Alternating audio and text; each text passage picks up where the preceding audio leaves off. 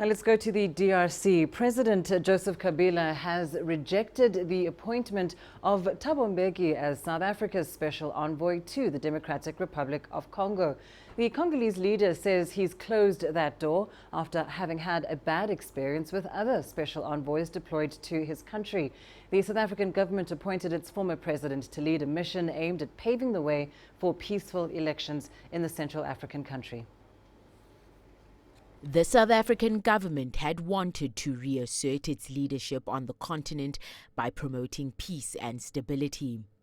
After a summit of the Southern African Development Community in Windhoek last week, South Africa appointed former President Thabo Mbeki as its special envoy to the Democratic Republic of Congo. The statesman had agreed to lead the mission, aimed at paving the way for peaceful elections in the DRC in December. However, DRC leader Joseph Kabila has now rejected Mbeki's appointment. At first, Kabila's government appeared to welcome the proposal. But Kabila's foreign policy advisor told local media that government would not be accrediting any further special envoys to the DRC. Kabila is adamant that special envoys of the past, including those of the European Union, the UK and the US, had not served the country's interests. Thuli Shabalala, CGTN. Well, let's get to more on this story. We're now joined on the line from Kinshasa by CGTN's Chris Ochamringa. Chris, it seems up until now, President Kabila has had a relatively healthy political relationship with South Africa. Would you say that's changed in the recent past?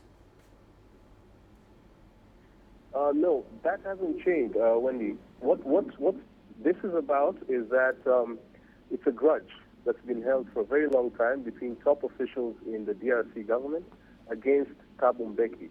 You recall when he was the president between 1999 and 2008, there were a lot of things happening between DRC and South Africa. And Thabo Mbeki was the person who was in charge of brokering a violent conflict that happened in the eastern part of DRC. And so the Congolese officials were not very happy with the attitude he had towards resolving that conflict. And someone inside the government told me that this is what it's all about. The DRC and South Africa enjoys a very good relationship.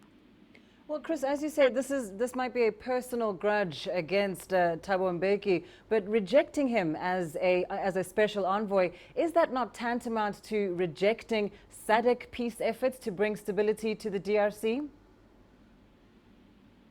Well, that's how many international observers see it. They say that the DRC is bent on holding elections without any scrutiny from outsiders. But the locals, some of the locals in Kinshasa and the people in the government disagree with that view. They say that, look, DRC is a sovereign nation that is going to ensure that the elections are conducted very well, and that is a matter of the Congolese people. So they do not really care so much whether the outside world, the international community, will see this as a rejection. They say that they are up to the task and they'll ensure that the vote in December is credible. Well, Chris, and just before we let you go, just give us an idea of what the political environment has been like since President Kabila announced that he would not be contesting this upcoming election in December.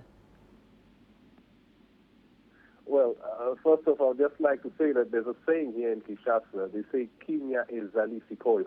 It means calm has been restored now. There's a huge sigh of relief across the country.